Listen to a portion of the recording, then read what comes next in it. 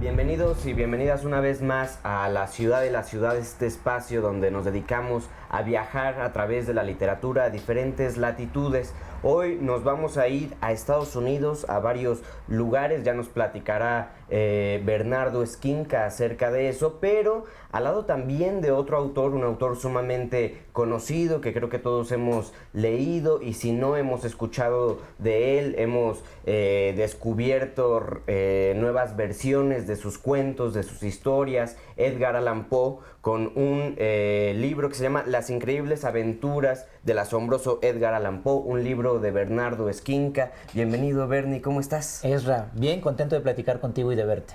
Oye, a ver, platícanos un poquito primero de qué va el libro, así muy brevemente, y después vamos a soltarte algunas preguntas más específicas. Sí, bueno, pues es una novela medio histórica, digo medio histórica porque, bueno, pues sí hay una investigación de mi parte, trata personajes históricos, situaciones históricas, pero a partir de ahí yo elaboro un trabajo de la imaginación y pongo a este personaje que describiste muy bien, Edgar Allan Poe, pues el padre de la literatura de terror moderna, el padre de del relato policíaco, ¿no? Entre otras cosas, lo pongo a vivir una serie de aventuras, ¿no? A mí me interesaba rendirle un homenaje a Edgar, pero no poner en juego las cosas que ya sabemos de él, ¿no? Se sabe mucho de su biografía, que fue un escritor maldito, muy atormentado, sino imaginar, sobre todo de joven, en la universidad en la que estuvo, qué pudo haber vivido, ¿no? Con el contexto muy particular de la época. Entonces lo vemos de joven, pero también de adulto en Nueva York, y lo vemos metido en diversos misterios,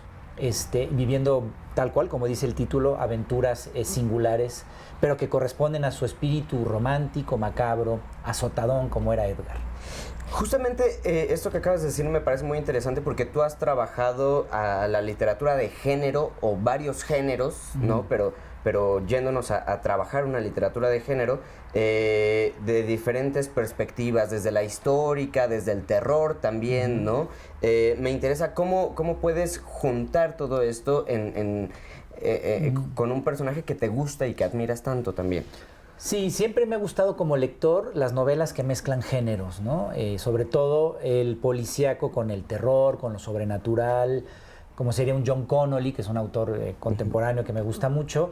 Y como escritor busco hacer esa mezcla también, no me quedo generalmente pues en una sola mirada, ¿no? Y digamos la saga Casasola se ha caracterizado por también tener esta mezcla de cosas, y la novela de Edgar no es la excepción, pero además creo que se prestaba, ¿no? Tampoco me gusta forzar las cosas, y al ser Edgar, bueno, pues un autor de literatura sobrenatural, al ser un autor también de temas policíacos, pues estaba ni que mandado a hacer, no solo porque es uno de mis ídolos literarios y lo fue desde mi juventud, el primer autor al que leí con mucha atención y que me despertó muchas pesadillas nocturnas y diurnas, que luego son las más inquietantes, las pesadillas diurnas, cuando un autor te deja una imaginación te deja tu imaginación muy sensible, ¿no? Muy vulnerable. Entonces se prestaba justamente para ahora sí que llevarlo a mis territorios, o sea, que es el de la mezcla de géneros. Entonces, pues vemos a Edgar investigando una cuestión policíaca, o sea, es un thriller, también es una cosa histórica que me gusta, no soy historiador, pero me gusta coquetear con la historia y luego trastocarla. Y también, bueno, pues es una cuestión fantástica. También me gusta mezclar el género fantástico, lo hago en mis cuentos, en mis novelas, y se presta por toda la imaginería que Edgar manejaba, pero también por las situaciones que le tocó vivir, ¿no? Estamos hablando de la primera mitad del siglo XIX, pues un periodo donde, bueno, pues la ciencia no estaba tan desarrollada como la conocemos hoy en día, la ciencia que intenta explicarnos lo inexplicable, pero afortunadamente sigue habiendo muchas aristas donde la ciencia no entra, hay cosas inexplicables, y justo ahí entra el tipo de literatura que yo hago. Entonces se prestó este cóctel para hacerlo con Edgar y para intentar ponerme en los zapatos de un personaje muy conocido, muy novelizado también, pero bueno, pues yo le doy un ángulo distinto. No se había novelizado su juventud en la Universidad de Charlottesville, es el año de 1826, la universidad que funda Thomas Jefferson y que ahora es la muy conocida y prestigiosa Universidad de Virginia.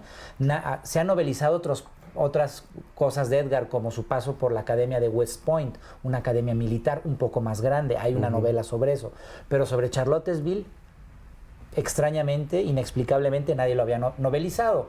Luego lo pongo también en juego con P.T. Barnum, el creador de los espectáculos de Freaks, del Museo Moderno.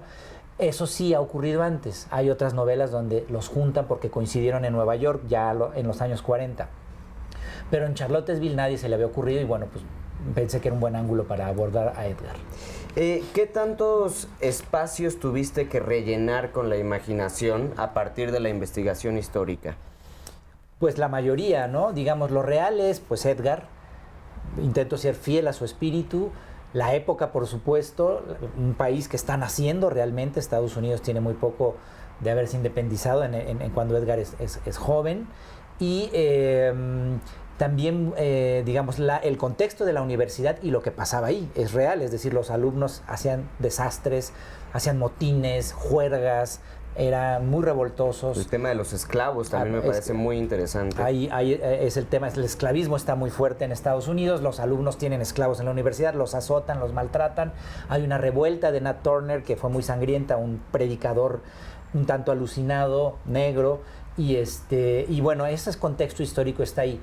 Pero con esos elementos yo ya creo una trama ficticia, ¿no? De donde Edgar tiene que averiguar quién es un esclavo que fue muy maltratado en la universidad y se mete ahí en un misterio, y a la vez el otro misterio paralelo más grande ocurre en dos épocas, la novela, los 20s y los 40s del siglo XIX, y es que la hija de P.T. Barnum desaparece y él la está buscando, ¿no? Entonces, todo eso ya es ficción, pero basado en ese contexto histórico. Entonces, la gran mayoría de las aventuras que vive Edgar, si no es que todas, ya son invento mío, a partir de cosas que pudieron ser ciertas, ¿no? Digamos.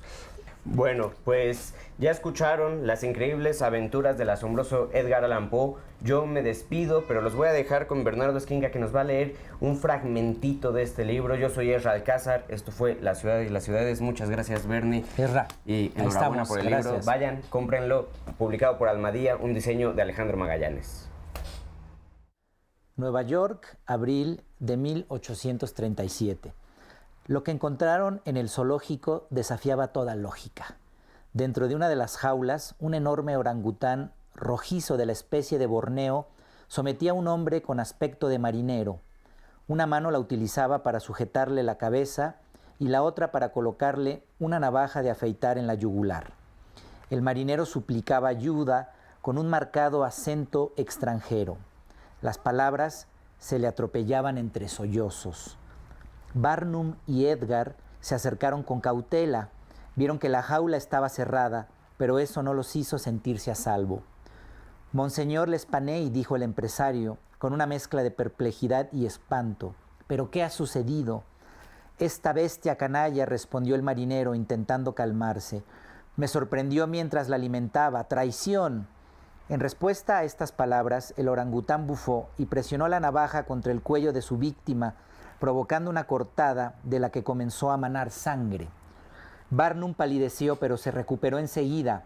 La expresión de miedo de su rostro fue sustituida por una de creciente enojo. No debí confiar en usted, marinero. ¿Se da cuenta que puede arruinarme? Si este simio acaba con su miserable existencia dentro de mi museo, el escándalo terminará con mi anhelado proyecto antes de que consigas inaugurarlo. Lo siento, chilló Monseñor L'Espanaye. No quiero morir. Haga algo, se lo suplico. Voy por mi escopeta, dijo Barnum resignado. Edgar, quien hasta ese momento se había mantenido al margen, detuvo al empresario con un gesto de la mano. No es necesario derramar sangre, mucho menos de tan magnífico animal.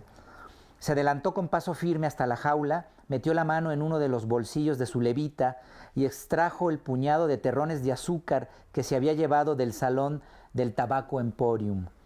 Luego introdujo la mano entre los barrotes y extendió la palma mostrando el botín. Los ojos del orangután brillaron con intensidad. La bestia se pasó la lengua grande y rosada por la boca, soltó al marinero, le arrebató los terrones al escritor y se fue a una esquina de la jaula a devorarlos. Monseñor L'Espanaye aprovechó para salir de la jaula a trompicones. Una vez fuera, le echó llave y se abalanzó a los pies de Edgar. ¿Cómo puedo agradecérselo?, dijo, con lágrimas en los ojos. Acaba de salvar mi vida y también la de mi animal. Edgar dio un paso atrás, quitándose de encima al marinero. Me acaba de dar la idea para un cuento. Estamos a mano.